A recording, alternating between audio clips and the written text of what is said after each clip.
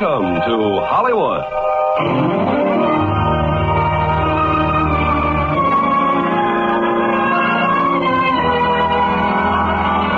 The Armed Forces Radio and Television Service brings you the Hollywood Radio Theatre, starring Dick Powell in Island in the Sky. Ladies and gentlemen, your producer, Mr. Irving Cummings.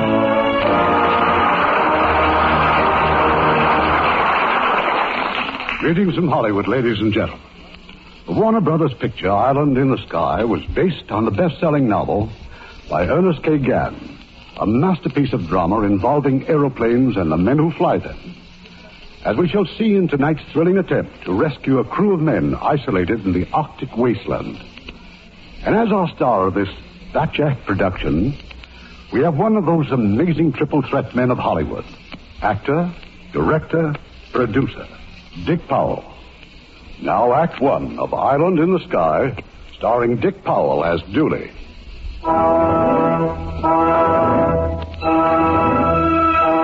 This is a story about professional pilots and their special guarded world. Their island in the sky. In the world aloft, the age-old factors of life and death assume their proper values. That's why professional pilots are uncomplicated, simple men. Their thinking must be straightforward, or they die violently. In World War II, many professional airline pilots were attached to the Army Air Transport Command. They were of the Army, but not in it.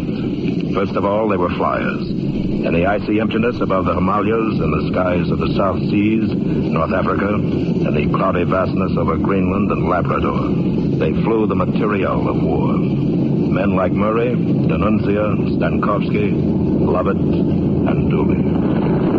D'Annunzio. Yeah, Captain? See if you can get us a cross bearing from Desolation Island. Been trying to, can't raise it. How about Goose Bay? Nothing doing. All I get on these headphones is bacon frying. It's the Northern Lights. Think we're going to pick up some ice? So I think it.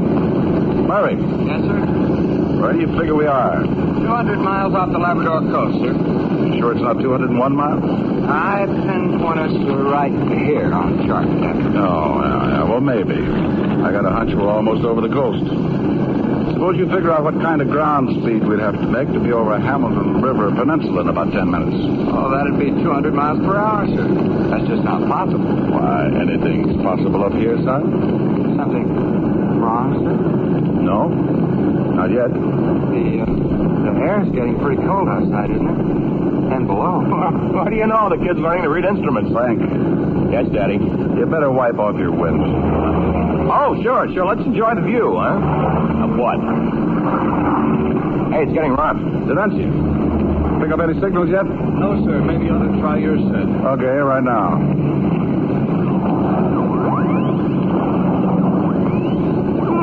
Pretty, isn't it? Yeah. Sweetest music this side of heaven. Think we might chance letting down through these clouds? Not till I'm sure where we are, dead sure. Might go back to Greenland. No. You want to tangle with that fjord at night? Not me, Daddy. Well, we couldn't make it anyway. If we can't get into Goose Bay, we'll keep right on to Presque Isle. Take a lot of gas. Yeah, that it will. All we got. You don't worry about rough air. It's just uncomfortable. You don't worry about snow or even the static. You do worry about the winds up here. They're invisible and powerful. But most of all, you worry about ice. It can kill. That's high. Just worked Goose Bay. Now, why don't they turn on the range? They say it is on. Oh, we're sure not getting it. Goose Bay tried to take a bearing on us, but they say our signals are too weak. How about Greenland? Still no go. Maybe Montreal? Nothing. Murray, where do you think we are now? Just coming up on the St. Lawrence, sir. Maybe. With no stars on the radio, it's pretty hard to be sure. That's a good boy. If you talk like that, I can believe you. You must have missed Goose Bay altogether. Yes, sir. But by the amount of our drift, I think we're east of our course. Oh, then we'll set a new one. Frank, fly 270. Mm-hmm. 270, Daddy. Stankowski. Hey, where's Stankowski? Let's go back in the cabin. Hey, somebody go back and wake up that dumb engineer. I heard that, Lovett. If it wasn't for this dumb engineer, a lot of you running those guys would be in... Stankowski, how much fuel is there left in the cabin tanks? Maybe a public teaspoon. Why? Trouble? Well, what does it sound like to you? Big trouble. Ice. Yeah, ice on the props. They're slinging the stuff straight at us. Rangia. Yes, sir. Transmit blind. Keep sending. Ask for bearings from anyone you can raise. Presque Isle if possible. Tell them we're icing up and losing altitude. We're turning northwest until we run out of gas. You got it? Got it. Then send it. Yes, sir.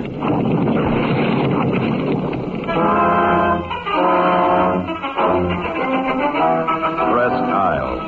The pilots call it the jumping-off place, because this field in the far northeastern corner of Maine was the last American runway before Labrador and Greenland and Iceland and Europe. Dooley knew it well, and Presque Isle knew Dooley.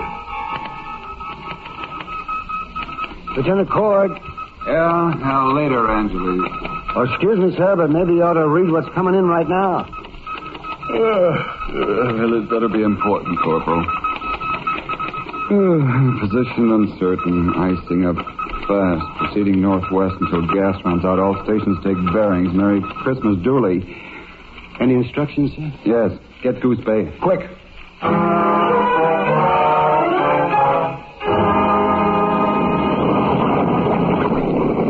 Come on, baby. Stay up. You can't, Daddy. We're just one big cake of ice. Frank, run the engines to 2,500 and 35 inches. 35. Okay. Stankowski, pour alcohol in the props. Denunzi, you getting anybody? Can't tell. I'm still flying.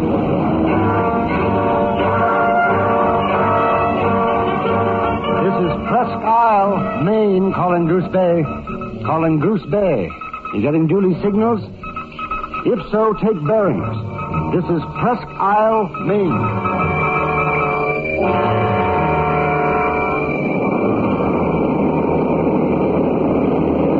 Captain, I just found something. Like what, Murray? Well, if we keep on going northwest, we'll fly right off the map. My charts don't show any details, just big blank spots. And maybe we're going to fill in one of those blanks.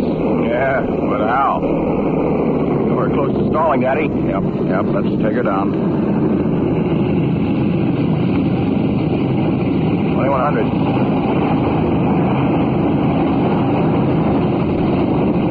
1900.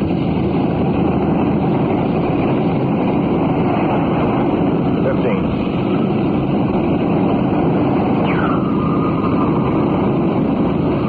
11.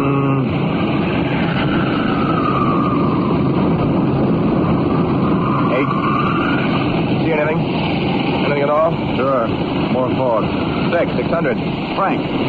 Yeah, I see it. I see it. We're breaking through, huh? Yeah, there's something shiny down there. Yeah. Hey, it's a lake. Yes, it's another one over here on my side. The snow and lakes, huh? Landing lights. Right. Wheels down, half flaps. Wheels. Not gonna land this thing with wheels down. I am. Denunzia, Murray, Stankowski.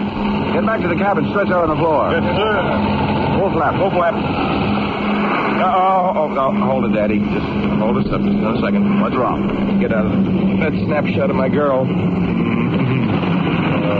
of the time to kiss her picture. There's no better time. Here it comes. Cut the switch. Cut it!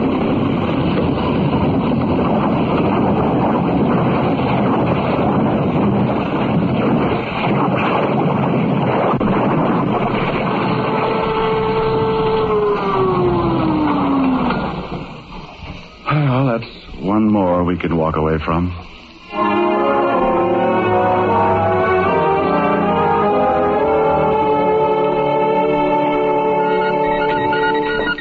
Angeles, anything more on Dooley? Oh, yes, sir. Just came in. Then why didn't you let me know? Well, I said it just came in, sir. I haven't had time. You haven't had time. You want to come over to the staff room and tell Colonel Fuller and the rest of them you haven't had time? They're in a real good mood right now at 1 in the morning. Well, I'm sorry, Lieutenant, but you see... Oh, give me that report.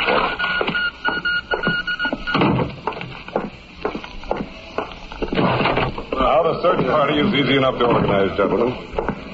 Now, the problem is where to search. Can't send planes out indiscriminately in this weather. Colonel Fuller, sir, a radio report from Montreal. Oh, thank you, Lieutenant. Gentlemen, we have a bearing on Dooley. At 2300 hours, Montreal fixed him as north of the St. Lawrence. How far north, sir? Well, that they couldn't give us. but at least it indicates that Dooley followed his plan, went off to the northwest. That narrows down the area somewhat. To about 10,000 square miles. If Dooley flew to the end of his gas supply, he's at least 200 miles into uncharted territory. Yeah. Well, assuming, Captain, that he came down in one piece, how long could he live up there? Any game to shoot? Who knows, sir? Certainly not the Eskimos. They wouldn't have any part of that region. Lieutenant Cord, how many ships are available for search right now? 5, sir, counting the general ship. The general can walk. Turner, what's the disposition of the civilian airline pilots?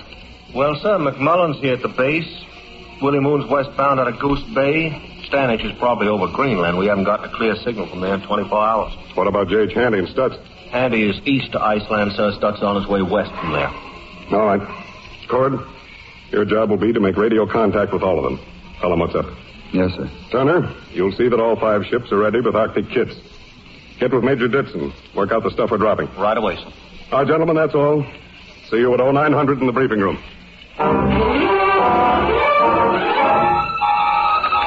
Calling Boomerang. This is Presque Isle calling Boomerang.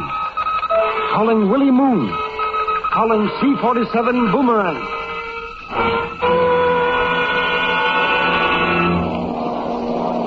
Calling Willie Moon. Calling C-47 Boomerang. Hey, Willie, that's us. Yeah.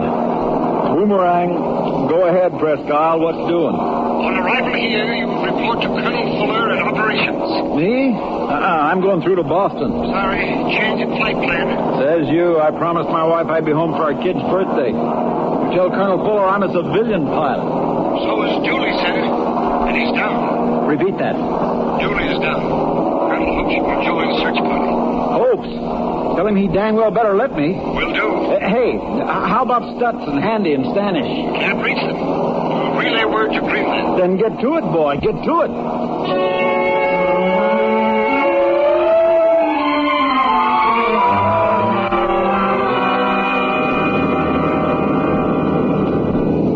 Breezy, if this isn't Greenland, we're lost. Why, Captain Standish, I'm surprised at you. You mean those palm trees oughtn't to be down there? Ginger K, the BWA tower. Looks like we're about 7 icebergs west of the field. Roger, Ginger K. Altimeter 2990. Wind west well. Hard pack still on runway. Clear to land. Thanks. Hold on, give me Stanish. Oh, Captain. Stanish. Word from Presque Isle, sir. Dooley's down. What? Where? Well, they're not sure. Maybe Labrador. They're getting up a search party. Tower. Yes, sir. Tell operations to refuel us on landing. We're going on through. This morning? You gotta get some sleep. While Dooley freezes to death? Sorry, we're going through.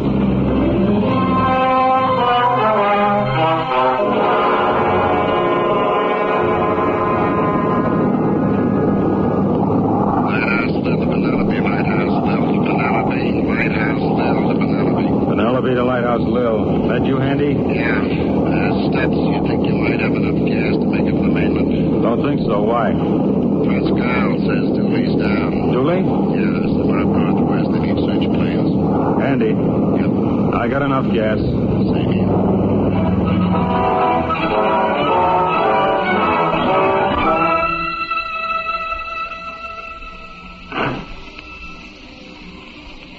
Daddy? Captain.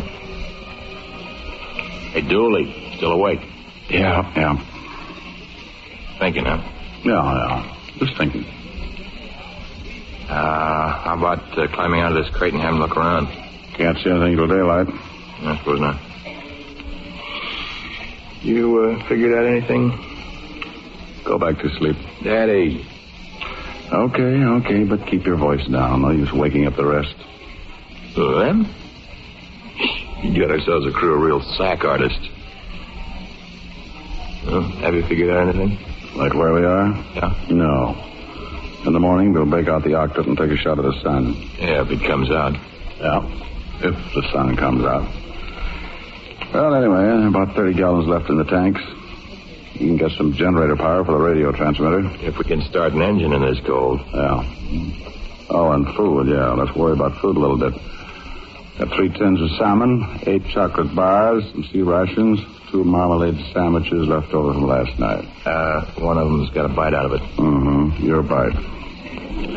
It's not much, but it's all we got. Well, it's enough to last 5 men, maybe, 6 days. Mm-hmm. After that? I'm not worried, Frank. Okay. If you're not, I'm not. Well, that's that again, Daddy.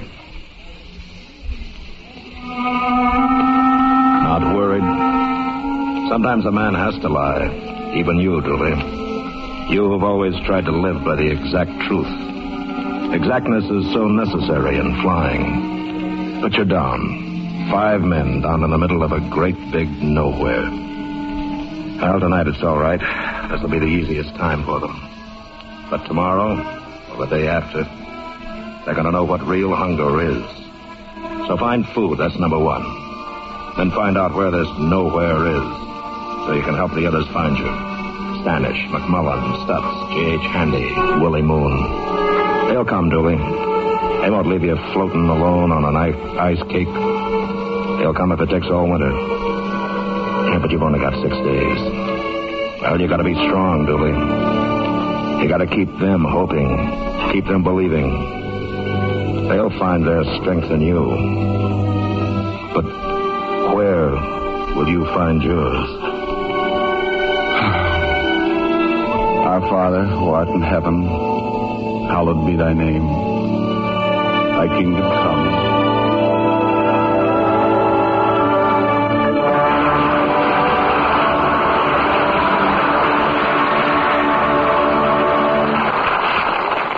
Act 2 of Island in the Sky in a moment. You know, with our servicemen stationed in so many countries around the world, they have a wonderful opportunity to observe the customs and traditions of other people. They're finding out that these customs aren't so strange after all. For instance, in many countries, marriage is by proxy. The groom and the bride are not allowed to meet until the wedding is over. Well, this is the custom in Malaya, the South Celebes, and Siam. This is also one of the reasons for the veiling of Mohammedan women and the Hindu rule of purdah. In other words, the brides are hiding from the groom. Well, that has its modern counterpart in marriage among Christians. We say it's bad luck if the groom sees the bride before the ceremony. Well, we don't really believe that, maybe, but at least we have them come to separate rooms at the church and join each other at the altar. And the veil of a Mohammedan woman is as sacred as our marriage rights are to us. This is true about customs and traditions of all countries. The way of doing things may be different, but the ideals are the same. And our servicemen are helping to maintain goodwill by observing these customs, by learning about them and honoring them. This, after all, is one of our traditions, to let the other fellow have the same rights and privileges that we want for ourselves. Now, our producer, Mr. Cummings. Act 2 of Island in the Sky, starring Dick Powell as Dooley. A plane is down. To the man who seldom flies, or perhaps never, it's simply a statement of an unpleasant fact. To men like Willie Moon and McMullen, Stanish and Stutz and J.H. Handy and Colonel Fuller, it means more. One of your own kind is down. And it's important beyond anything else, that he rise again. Gentlemen, our information is still very sketchy. We can rely on the bearing that Montreal gave us last night. Dooley was somewhere in the vicinity of Lake Manouan, right where my pointer's touching the chart. At that time, Dooley radioed that he was proceeding on a northwest course. Well, if I might suggest, sir, since Dooley is a civilian, he might have taken the liberty Oh, rats. If Dooley said he was going to fly northwest, he flew northwest. Yes, but we don't know that, McMullen. We're theorizing. Yeah, that's the trouble with all this stuff. Let's have some action. Now, suppose you let the colonel finish, Moon. Now, we have word from Greenland on Dooley's fuel load when he left there. According to those figures, and assuming that he kept to a northwest course, he had enough gas to carry him 4 or 5 hours beyond Lake Manouan or somewhere right around this region. Oh, brother. Ain't nobody ever explored that territory? No, not for map-making purposes. Yes, and to make it more difficult, the weather's against us. So what do we do? Wait till summer and everything's nice and balmy for us? McMullen, we don't want to dissipate our efforts. You and Moon are on hand, but Stutz, J.H. Handy, and Stanish won't fly in here till dark. Tomorrow morning we'll be ready to go. Tomorrow. What if Dooley and his men are injured? That is a possibility, of course. There's another still. They may all be dead. Colonel, can we count on taking off in 4 hours? No. Be back here ready to go in 2 hours.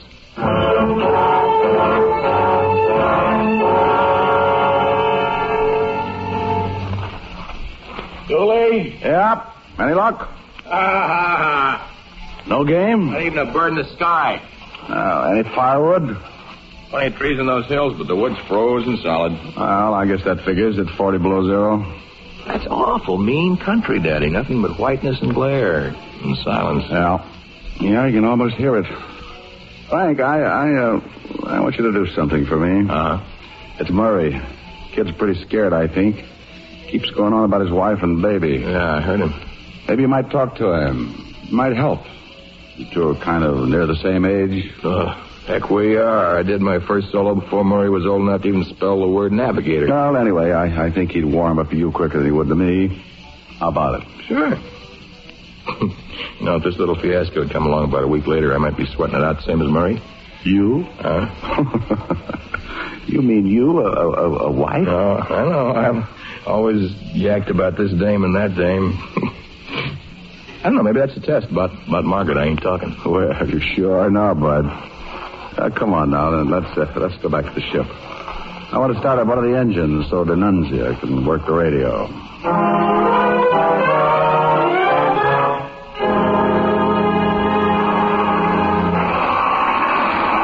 It better start pretty quick. Keep it going. Skipper, there's just so much juice in our batteries, and that's it. Keep it going, I said. Please, Captain, no more. Okay, Philip. We'll have to get along without a generator. Denunzia, how many times can you transmit with what power we got left? Well, from what I just heard, maybe 3 or 4 short messages. Maybe less. Oh, that means every word's got to count. Oh, who's that? Sounds like Murray. Yeah, he's up in the Astrodome again. Murray, come down here. Murray! Yes, sir? What kind of reading did you get this time? It just doesn't make sense, Captain. According to the octant, we should be having coffee in Bangor, Maine, or Paris, or Stalingrad. All on the same latitude. Maybe it's me. It's so cold I can't think. Yeah, that's what's wrong. It's the cold, The octant's got pneumonia. Same as our watches. Oil in the gears, get sluggish. Just won't work right in these temperatures. A navigator should know where he is. I don't. I'm sorry. Oh, sure, Philip. It's funny. Every time I get a good sight on the sun starts changing into something else. It looks like a toy ball. Like a baby's toy. But perhaps if I try just once more. Like a baby's toy. Yeah. See what I meant? Denunzia. Yes, sir. Switch on your dynamotor. We're going to send? Right now. One message and repeat 3 times, no more. Yes, sir. Ready? Ready. Okay. Dooley. To all stations. Down on Frozen Lake. Position uncertain. Guess about 600 miles.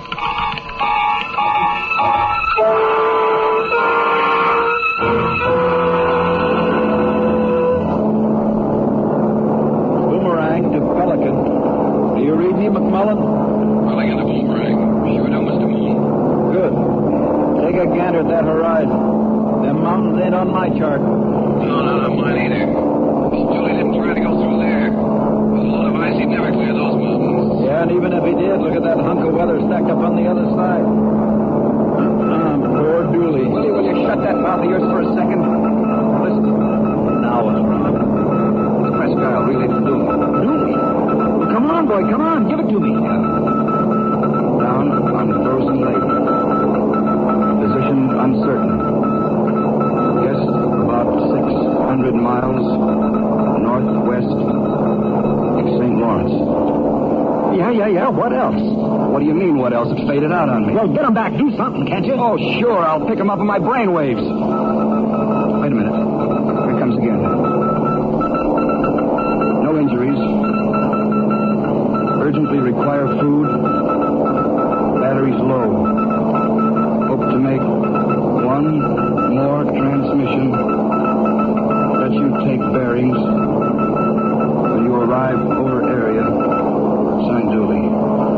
Well, did your guy read that message from Presque Isle? Yeah, man. That lucky Irisher, he made it. He's alive. Yeah, sure he is. Alive and kicking, just like we knew he'd be. That beat-up old balloonist. Hey, Ralph. Yeah, go on, acknowledge Presque Isle. You bet I do. Tell him we're proceeding to the area given. What about the storm front? Forget it. Somewhere over the mountains, Dooley's waiting for us.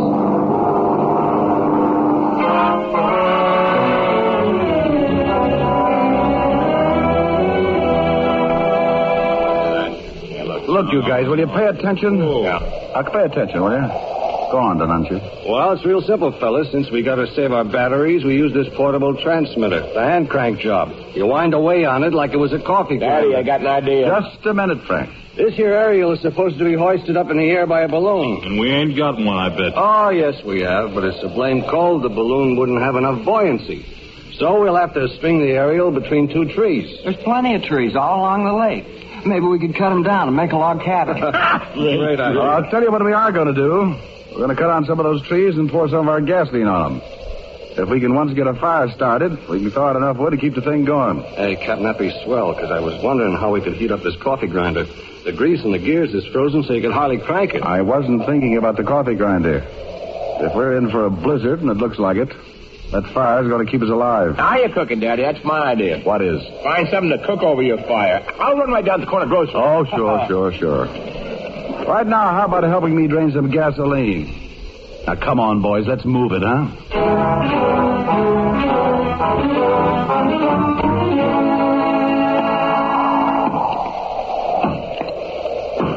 Okay, boys. That's enough wood to start with. Stankowski, Murray, that's enough. Anunzia. Yep. You and Frank pile the wood over there on the lee side of that snow bluff. Hey, wait a minute. Where's Frank? I know. I haven't seen him. Stankowski, Murray, where's Frank? I thought he was with you, Captain. A half hour ago. He went hunting. Hunting? Oh, cut it out, Murray. He did. He took the rifle and the ammunition. He said he was going to get us something to eat or else. Oh, no, but this wind kicking up the snow, he's got visibility for about 20 feet. Frank! Frank! Come on, boys, yell together. They can hear us. Frank! Again! Frank!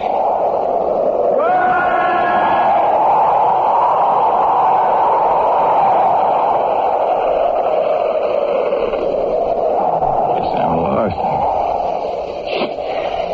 Better fire that rifle. Oh, what happened to that rifle? It's lost, too. Dooley! Stankowski! Anuntia! And Murray! It's use. Gotta keep walking in a straight line, that's all. I'm not walking around those circles. Just keep straight line. Need no bushes, no trees. Just follow these footprints right back to camp and then I'll go sleep. Oh, sleep. Most important thing in the whole wide world.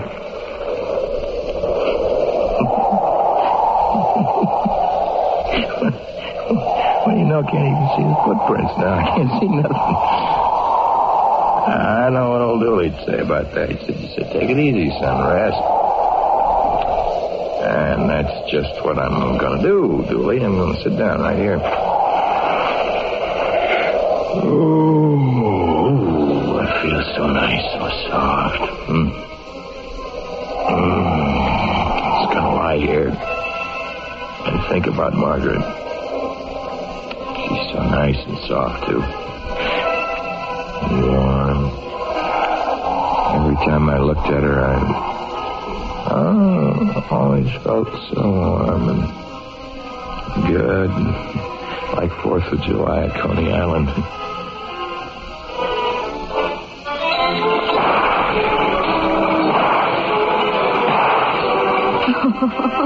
Oh, Frank, I can't hear a thing.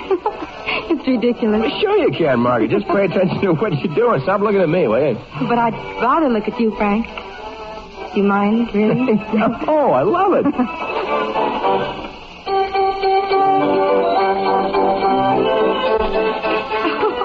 It's Did you ever see anything so funny? I just never did take a good photograph. Oh, wait a minute. For 25 cents, it looks pretty good to me. Besides, it was your idea, wasn't it? Well, I wanted you to have a picture of me. I don't need a picture to remember what you look like. I'll always remember, Margaret. Oh, Frank. I'll always remember.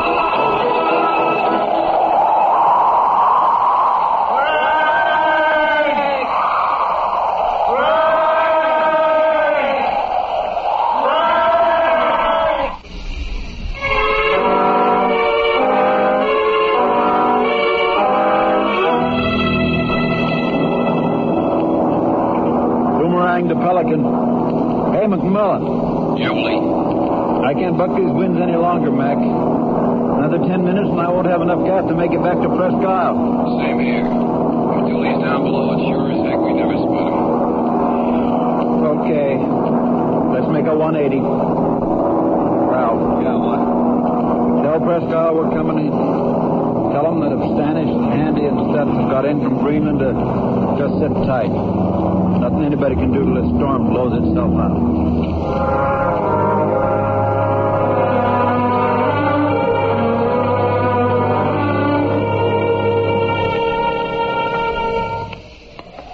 These 2 sticks of firewood are the best I could do, Captain.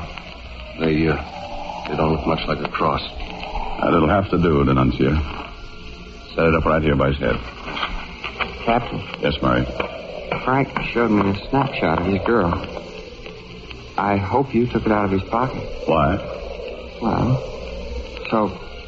so you could return it to her. Maybe Frank would rather have it here with him. That's the way I figure. Any of you men want to say anything? No, I suppose there's no need to. We all know what kind of a man Frank was. He was a good pilot. That takes an awful lot of things. There's something in the Bible, some psalm about the shepherd, but I don't know it. I think maybe we better say something that we all do know. Like, our Father, who art in heaven, hallowed be thy name. Thy kingdom come. Thy will be done on earth as it is in heaven. Give us this day our daily bread. Forgive us our trespasses as we forgive those who trespass against us. Lead us not into temptation, but deliver us from evil. For thine is the kingdom, and the power, and the glory, forever and ever. Amen. Amen.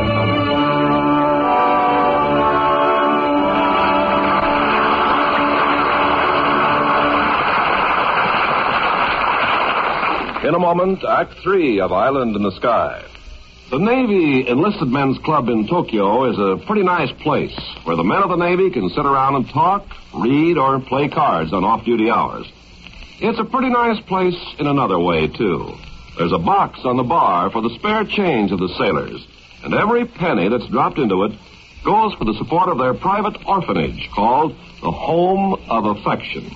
Over 50 boys and girls of all ages are fed, clothed, and educated there. The orphanage has formed its own self-government, and the children are learning what it's like to live by democratic rules. With the help of the enlisted men of our Navy, they're meeting the world with a new hope, a new dignity, and pride.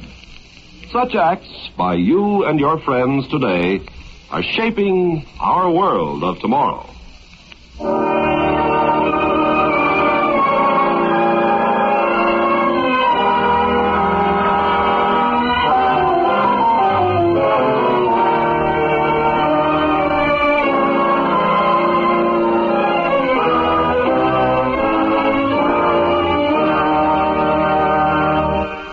Curtain rises on Act 3 of Island in the Sky, starring Dick Powell as Dooley. How long is a day? 24 hours, 1,440 minutes, 86,400 seconds? Well, it all depends. If you're lost in the great white emptiness of the subarctic, time is measured by the icy paralysis which penetrates ever deeper and deeper into the body. If you're in the sky, time is an almost mystic complex of RPM, inches of mercury, gallons of gasoline, degrees of drift, barometric pressure. Things known to men like Willie Moon and McMullen and Stanish and Stutz and J.H. Handy. Boomerang to all ships. Altitude 13.7 coming out on top. Where are you? Lighthouse 5, J.H. Handy, just below you, 12.5. Ginger K, Stanish, same altitude. Penelope, Stutz, 11,000. Billy and McMullen bringing up the rear, 10.5. How's it look up there on top? Clear as a maiden aunt's conscience.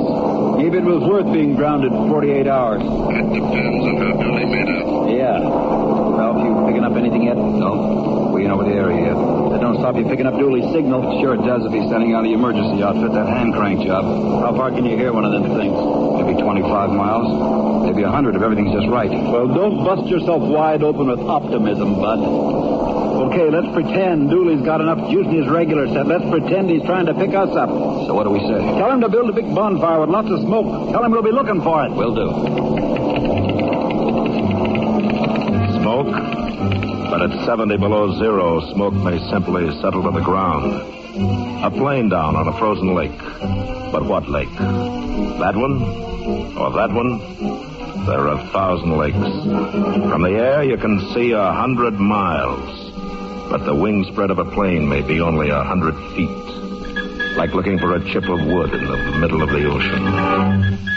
Dooley. Fellas, it's them. Yeah. You sure? Yeah, they're calling us right now. Listen. Build big fire. Keep it going. Yeah? Yeah, what else? They say... Take it easy. How close do you think they are? Signal's pretty weak. They aren't close. Well, tell them that. Send an answer. In a minute. I gotta warm up my fingers. Okay. Murray, Stankowski, get outside and start filling up that bonfire. Pour some engine oil over it. Maybe we can make some real smoke. Yes, right away, Captain. Hey, Captain, our batteries are almost gone. If I hold my key down, the juice will be gone in a few minutes. I think it'd be better if we took bearings on them. Are you sure? No, I'm not. But at least the batteries will last longer if we tell them which direction they're flying. All right. Are your fingers warm enough now? Well, they're as warm as they'll get. Good. Then shoot the works.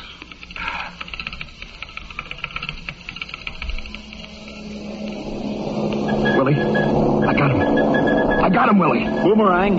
Hey, guys, we got Dooley. So wait. Yeah, stop yagging so we can hear him. Come on, Ralph. What's he say? He wants to take bearings on us. Says to fly 140 degrees. 140? That's behind us. Well, that's what he wants. That'll give us another bearing.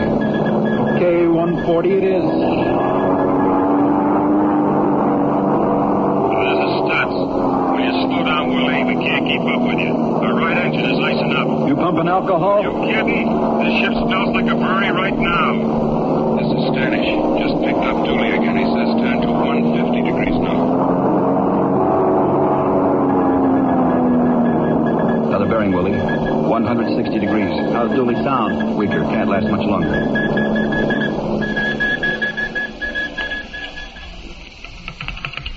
New bearing. 170 degrees. 170. They acknowledging? Loud and clear, just about knocking my ears off. Dooley. Yeah? We've had it. Oh, what, the batteries? Yeah. Just 1/2 of 1 jolt left in them. Okay. Then tell them to listen on 500 kilocycles, the emergency set, that coffee grinder. I'll try.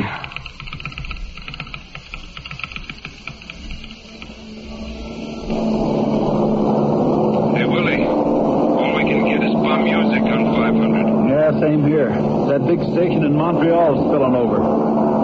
Dang it all. We must be sitting practically on top of Dooley and we can't hear him. This is Stutz. We're at the end of our gas. McMullen, likewise. J.H. Handy. That makes it about unanimous. How about you, Stanish? I didn't want to break up the party, but... What do you say, Willie? Yeah. This is it. Back to Presque Isle.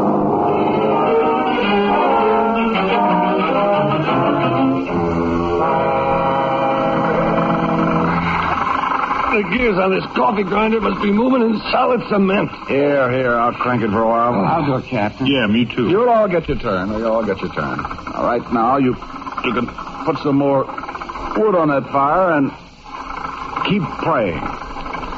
Captain, lay off a second. Huh? Listen. Hey, it's them. They're coming, boys. They're coming. Hey, there's one coming over the hill! Oh, there's another one over there! Hey, look, another one! Right this way, guys. That's the stuff. Come to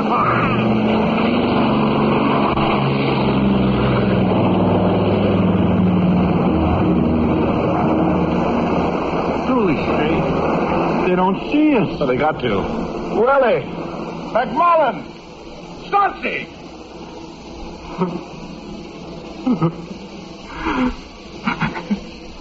They didn't even see the smoke. And they were coming right over it. They'll never come back. They'll never come back.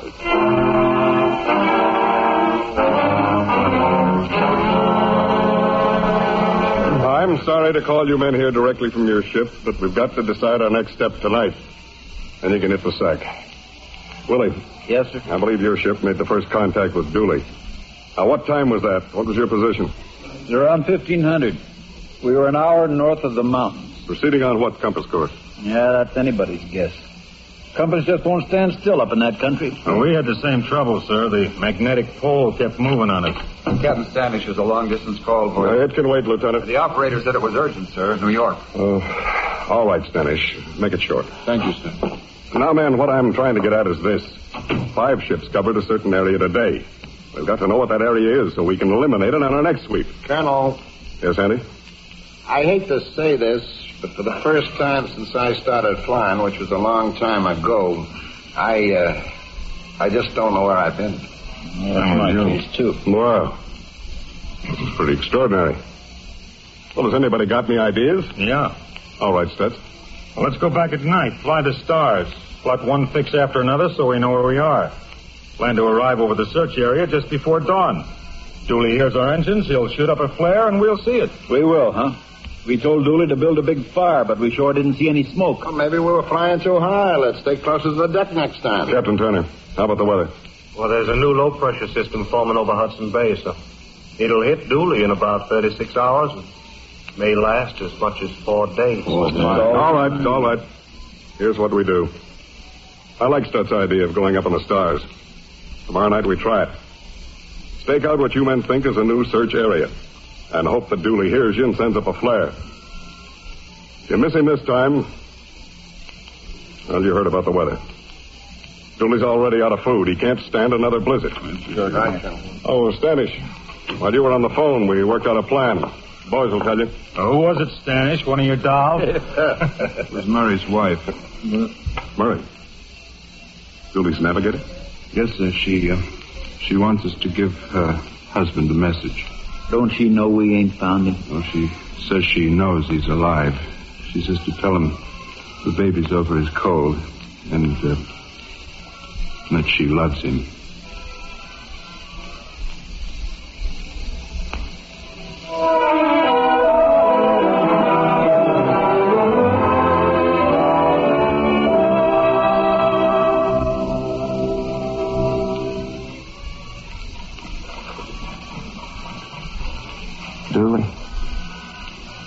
Dooley, you asleep? No. I've been trying to, but I keep thinking, what if the planes don't come back? They will, Murray. You sure? Try thinking about something else. But why should they come back to this same place? They looked here and didn't see anything. Tomorrow they'll try someplace different. Wouldn't you, Dooley, if you were flying one of those planes? Oh, they'll be back. All we gotta do is build up a bigger fire tomorrow. You're not just saying that, Dooley.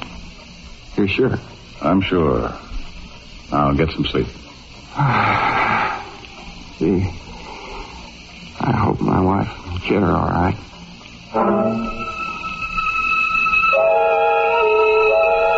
Hope can be murdered, but seldom the deep human strength of survival. Yet this strength is as tricky as it is powerful. It can become miserable panic if the leader falters. He said they'd come today, and they didn't. Yeah, and the wind's getting louder. What's that mean? If it keeps up all night, we'll maybe have another blizzard. Why don't Dooley talk to us? He just keeps walking around. Why don't he stay here with us? Because he went for some more firewood. Dooley! Dooley, come here! What's wrong? We want you to talk to us. Tell us something. Say something. Uh-huh. Anuncia? Yes, sir. Tomorrow, instead of sending straight signals, maybe better tap out some kind of a message like, return to same place. Return to same place. Okay by me. How long could you keep that up? As long as the boys can crank the coffee grinder. What's the good of it? It'd be better if we started walking out of here. How far do you think you'd get? An empty stomach doesn't give you much mileage. That's why we gotta move. We gotta find some food to shoot. Here, it's like everything was already dead. That's enough, Murray. We might find a river or a stream. I said shut up. You said the planes had come back, Dooley. They haven't. Shut up. No, they'll never come back. They're just... Dooley. Now listen. All of you. There's a boy buried out there in that snow because he didn't listen to me. Our only chance is right here. If the planes can't see our ship from the air, they sure couldn't see us walking. Now, the first one of you who hikes out of this camp here is going to get shot. I'll aim for your legs, but I may miss you and hit you in the back of the head. Now, who's for leaving? All right, that's better.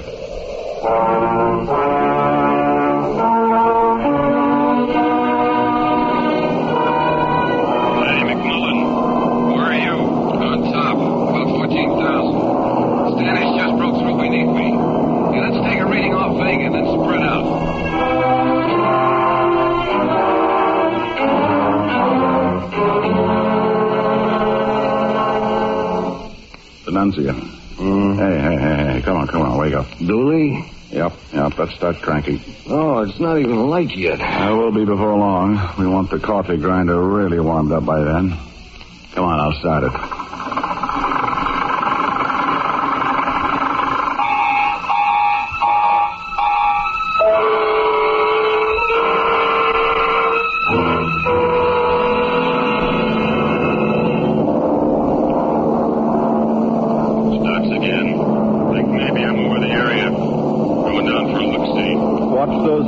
Some of them stick up pretty high. Hey, one of your other guys. Yeah, Chandy, what do you want? Ralph and I are going to listen to steps. So you hunt for Dooley at 500 kilocycles.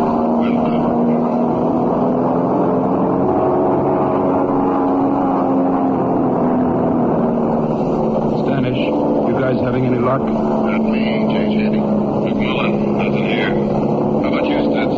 But I got to turn back. Only 450 gallons left. Sorry, boys.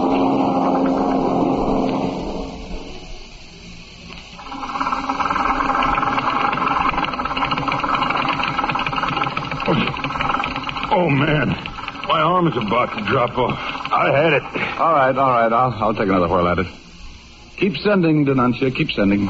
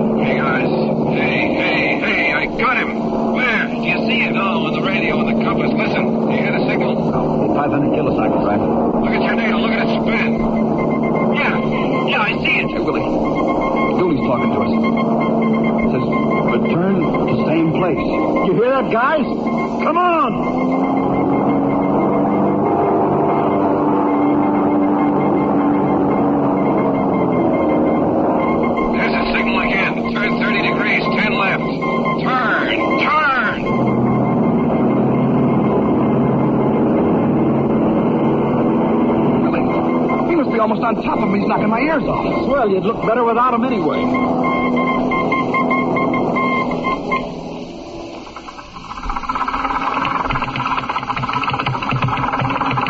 It's getting light, Captain. Yeah. I wish those clouds would clear away. Mikowski, how about spelling me on this thing? Yeah.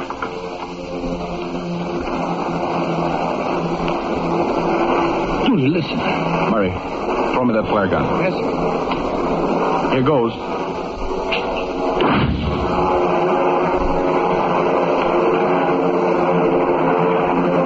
You think the flare will clear the clouds? Yeah. Can I see it in this light?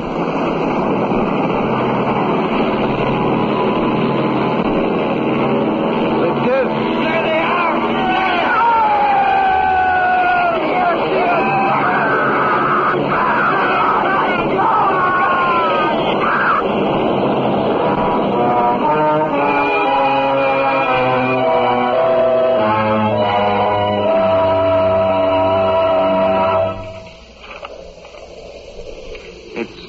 message for me, Captain? Yeah. Standish wrote it. Says, your wife's fine and little, what's-his-name is over his cold. Gee. Oh, gee. That's all? Don't say anything else? Mm-hmm, yeah. Ski planes will be back this afternoon to take you out. Wow! Julie, your wife and kids are waiting for you. Huh? What? Hey, Dooley, we didn't know you had a wife and kids. Yeah, 6 of them.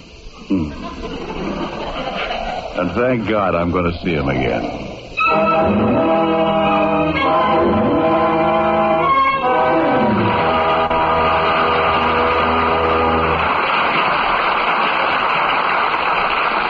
a moment, Dick Powell will return. Make a friend, and you make an ally. There's a thought for you to keep in mind, as many another American has. Elizabeth Vining was an American who probably had more individual success than anyone else in creating a strong feeling of friendship between the United States and Japan. In 1946, she was selected for the important job of teaching English to the 12-year-old Crown Prince Akihito. Her tour of duty was for 2 years. In Tokyo, she found a class of 20 boys had been assigned to her. By patiently conducting her class completely in English, Miss Vining gradually taught them a language they were eager to learn. Her methods of teaching and subject matter were of her own choice.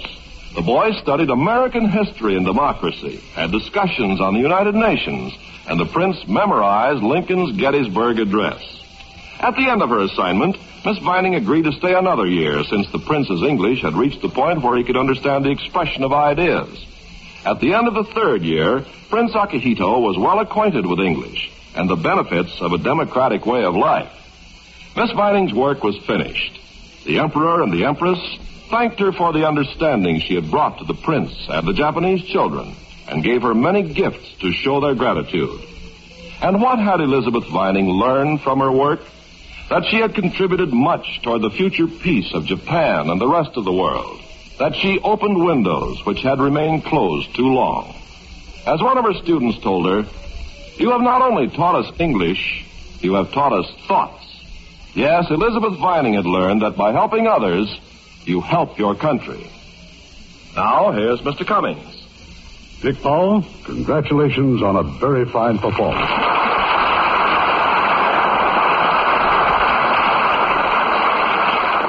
Thank you, and thank you, Irving. I understand you were selected by the nation's top radio and TV editors as the best dramatic show on radio. Yes, in a poll conducted annually by Radio and TV Daily, we're very pleased and proud. We intend to go right on presenting the very best motion pictures Hollywood has produced. How's about next week's show?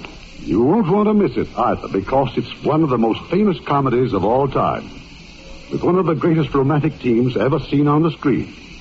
Another of our 20 greats, this time from Columbia Pictures. The gay-mad story of the awful truth. And recreating their original roles, Cary Grant and Irene Dunn. Oh, that's a great one, all right. Good night. Good night, and best regards to Julie.